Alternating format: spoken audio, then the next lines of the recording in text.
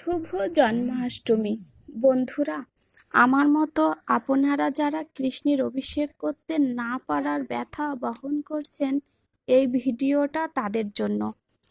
অনেকে বলে ছবিতে অভিষেক হয় না, কিন্তু করার কি, আমার মন্দিরে কোনো বিগ্রহ নেই, আমি ছবি বা পটে গোবিন্দের পূজা করি। পূজা করতে আমার খুবই ভালো লাগে, কিন্তু বিভিন্ন সমস্যার জন্য বিগ্রহ পূজার অনুমতি পাওয়ার যোগ্য হইনি এখনো। কিন্তু আমি শ্রীকৃষ্ণের জন্মাষ্টমী পালন করার অভিপ্রাস করেছি। বিভিন্ন মাধ্যমে, এমনকি ভাগবতেও বলা হয়েছে, ঈশ্বর পূজার মূল উপাদান হলো ভক্তি।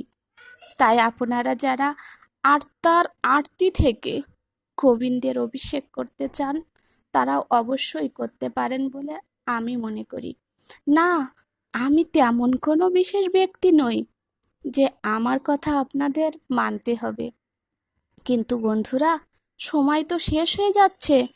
আর কবে বিগ্রহ পূজা করবেন আর অনাদির আদি প্রাণ গোবিন্দের অভিষেক করবেন? আমি জানি না বিগ্রহ পূজা করেই বৈকুণ্ঠ ধাম পাবেন কিনা, কিন্তু ছবিতে অভিষেক করলে মনের একটা তৃপ্তি অবশ্যই লাভ করবেন। এখন জগতের মানুষ একটু শান্তির খোঁজে ছুটে চলেছে এক প্রান্ত থেকে অন্য প্রান্তে, কিন্তু এখানে বসে আপনি ক্ষণিকের জন্য হলেও অনাবিল শান্তি উপলব্ধি করতে পারবেন। তবে হ্যাঁ, অবশ্যই যেটুকু করবেন মনের অন্তরের অন্তঃস্থল থেকেই করবেন। গোবিন্দ ওইটুকুই গ্রহণ করেন মাত্র। গোবিন্দের সামনে একটু কেঁদে দেখবেন, কত শান্তি গোবিন্দ আপনার জীবনে ফিরিয়ে দেবে। তাই বিগ্রহ নেই বলে গোবিন্দ সেবা করা থেকে বঞ্চিত হবেন না। আপনারা যারা মন্ত্র না পারেন, চেষ্টা করবেন সেগুলো শিখে নিতে, আর ততদিন মহামন্ত্র পাঠ করেই পূজা করলেই চলবে। তবে পূজা করুন, গোবিন্দের অভিষেক করুন। ছবিতে তাতে কি হয়েছে, চন্দন পরান, সারা গায়ে চন্দন লেপন করুন। গোবিন্দেরও পোশাক পরান না, রাধা মাধবের পোশাক পরান না। ভালো লাগে না বলেন? বিগ্রহ নেই বলে আমরা গোবিন্দের পোশাক পরাতে পারবো না, তা কি করে হবে? তাহলে আমার জীবন তো শেষ হয়ে যাচ্ছে, কবে অনুমতি পাবো বিগ্রহে? আদৌ পাবো কি তার ঠিক নেই। তাহলে ততদিন কি এভাবেই চলবে? জীবন শেষ করব, ওয়াকাজেই শেষ হয়ে যাবে। তাই আপনারা করুন, আসুন, গোবিন্দ পূজায় নিজেকে নিয়োজিত করুন। যতটুকু পারেন ততটুকুই করুন। নিষ্ফল হয় না গোবিন্দের চরণে পুষ্পাঞ্জলি অর্পণ করলে, তুলসীপত্র অর্পণ করলে নিষ্ফল হয় না।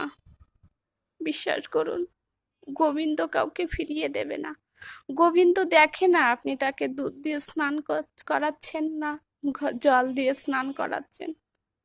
তিনি দেখেন আপনি ঠিক কোন প্রেক্ষাপটে কতটা মনের আরতি দিয়ে, কতটা আবেগ দিয়ে তার স্নানটা করাচ্ছেন, কতটা মনের কাঁদুনিতে তার স্নান করাচ্ছেন। সেটাই গোবিন্দের কাছে পরম প্রিয়। তাই আসুন না, আজ আর গোবিন্দ থেকে মুখ ফিরিয়ে রাখবেন না। আসুন আমরা সবাই মিলে গোবিন্দের পূজায় ব্রতী হই, যেভাবে পারি, যেভাবে পারি। বিগ্রহ যাদের আছে তাদের তো সাধুবাদ, আর যারা বিগ্রহ পূজা করতে পারবেন তাহলে শুরু করুন, দেরি করবেন না। সময় যে বয়ে যায় জানি না, ঘাটে কবে যে উপস্থিত হতে হবে, ডাক পড়লেই যে চলে যেতে হবে। তাই সময় নষ্ট করবেন না, যতটুক পারেন কুড়িয়ে নিন, পারের কড়ি কুড়িয়ে নিন। গোবিন্দ যে দয়াময়, আপনি যেটুক করবেন গোবিন্দ তাতেই সন্তুষ্ট হবে। তবে মনের আরতি থেকে করুন না গোবিন্দর একটু পূজা পার্বণ। বিগ্রহ নেই বলে করলাম না এই বলে আর বসে থাকবেন না। দিন শেষ হয়ে যাচ্ছে, রাধা মাধবের চরণে নিজেকে নিবেদন করুন। একটা দিন না হয় গোবিন্দকে দিলেন। ধন্যবাদ সবাইকে। জয় শ্রীকৃষ্ণ।